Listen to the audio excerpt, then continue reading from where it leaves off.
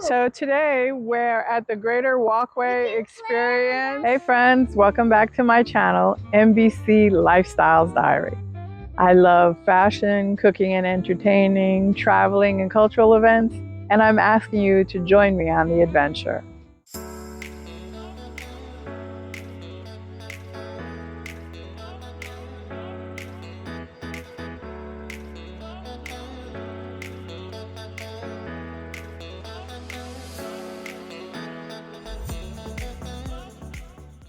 Today we're at the Greater Walkway Experience in the Hudson. It's the historic Highland Hamlet where they have a train cart for you to explore, and they have a wonderful path with bikes and pedestrians. And in this area we have the Southside Historic District, we have the Children's Museum, there's the Fannie Reese State Park, a whole bunch of things to discover. So you could park at Parker Avenue and take the stairway to the walkway. Underneath at the upper landing in Park Street, there's an elevator that goes up, and we happen to be by Haviland Road, where you can just walk straight across without stairs or elevator.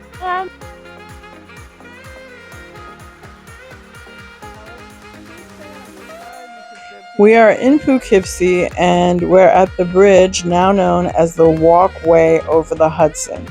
The bridge was originally opened in 1889 as the Poughkeepsie Highland Railroad Bridge. In addition to freight trains, the bridge hosted passenger trains. In 1974, there was a fire, and they think it was sparked by the train's brakes. In 2009, it was rebuilt and reopened as the Walkway over the Hudson State Historic Park, which is operated by the New York Office of Parks and Recreation. The Walkway is part of the Hudson Valley Rail Trail Network and was inducted into the Rail Trail Hall of Fame in 2016. It connects Ulster County's Hudson Valley Rail Trail to the William R. Steinhaus Dutchess Rail Trail. At 212 feet above the Hudson River, this 1.28-mile linear park boasts scenic views north to the Catskills and south to the Hudson Highlands. At the time that it was built, it was known as the longest bridge in the world. There is a 21-story glass elevator which provides seasonal access from Poughkeepsie's waterfront at Upper Landing Park, a short walk from the Metro North train station. The Walkway welcomes more than 600,000 visitors annually from all over the world, who enjoy walking, cycling, and running amidst its scenic beauty. We're driving back to the Upper Landing to go look at the view of the bridge from the bottom and visit the Children's Museum. This was an interesting name for this establishment. It was a child's wonderland. They had a fire truck and firemen costumes. They had a construction site with construction costumes. They had a shop with tools.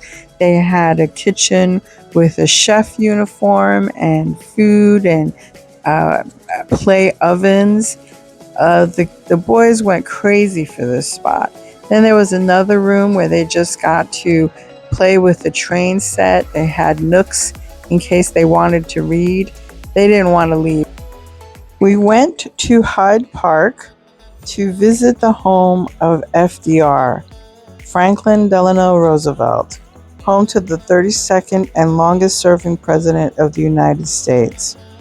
FDR returned to Hyde Park often, drawing on this place to renew his spirit during times of personal and political crisis.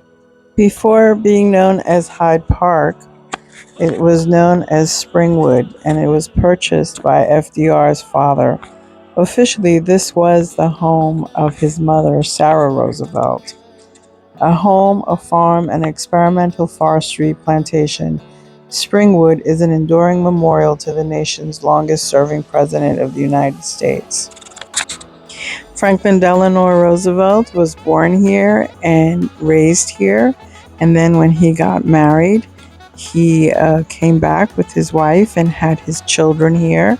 So the house was a continuous use, and it reflects his life. And then at the end of his life, he left it to the United States government.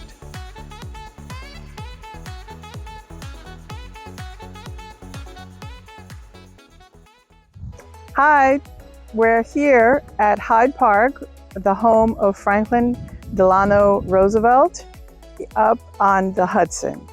This is a wonderful historical area to visit. It's $10 per person to get a house tour. They take you to the first and second floor. You get to see where Queen Elizabeth visited in 1939 and where King George came earlier on to get our support in the war. We get to see Franklin Delano Roosevelt's library, and you get a sense of the house. So we're in the back of the house looking at a wonderful view, and you're really seeing it from the side with the enclosed patio porch. The tours are given by the park rangers, and when I said to him, it's not as grand as you think it would be, he laughed and said, because this is old money. It's not as showy as the Vanderbilt mansion down the block. Very true. Another reason to visit this area because there's so much historical houses and things to see. The grounds of the house are very extensive. There's a stable, there's a garden, and this is where FDR left his library. There's a visitor center. This is also where FDR is buried, so there's a memorial there for him. And it's really just beautiful to walk and imagine growing up here and having horses to ride and a wonderful view of the Hudson. As we walk through the paths, you will see the next group waiting to go in and look at the various rooms. Also being told that the portico was built, modeled after the White House, because FDR knew he wanted to be president of the country eventually. And we see the extensions that he added so that he could house his growing family here.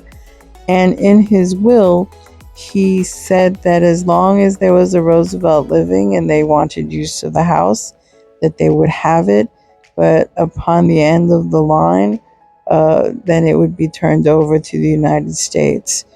His living children turned the house over to the United States with all the original furnishings. So everything is intact. It's a slice of history. Along the walkway, we have pictures of how the house looked before. We have a picture of his funeral.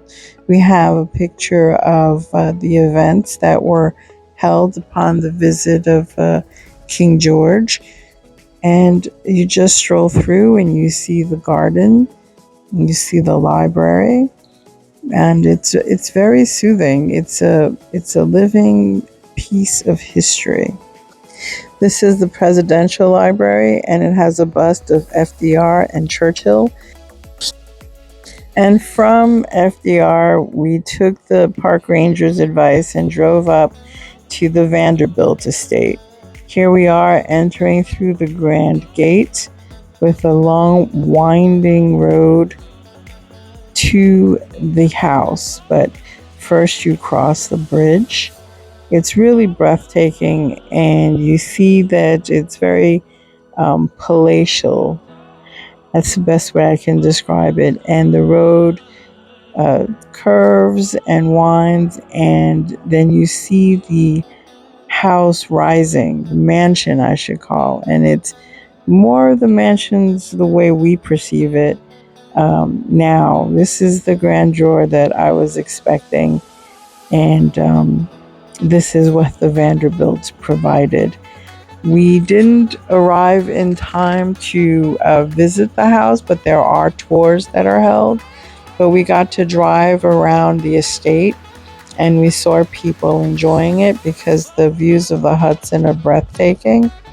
And there's public parking and there's places to stop and take the view. And there are people running and jogging and just enjoying the lush greenery. I will definitely go back to get a view of the home.